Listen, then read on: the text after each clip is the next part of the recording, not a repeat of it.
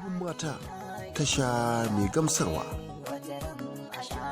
Masu kallo da saurare wanda suke faɗin duniya, musamman masu kallon tashar madubin mata TV, ga wata sanarwa ta musamman.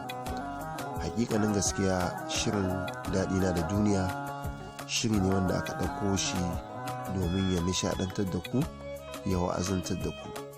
To, an samu ƙalubale na tun da aka saka muku kashi na farko har yau ba a sake sa kashi na biyu ba, balantana ma a ci gaba.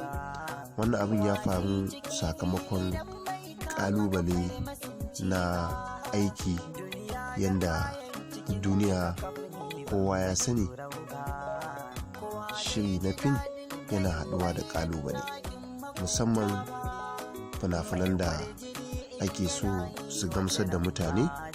Ana tsayawa tsayin daka ne domin a ga an inganta su domin mutane su gamsu.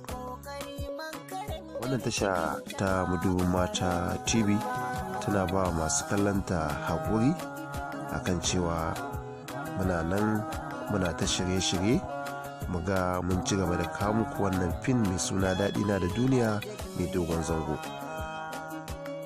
Sannan muna sanar muku cewa wannan tasha ta madubin mata TV za ta ci gaba da kawo muku tallika wanda suka shafi wannan gidan TV ko kuma wannan kamfani domin ku ci gaba da saurara.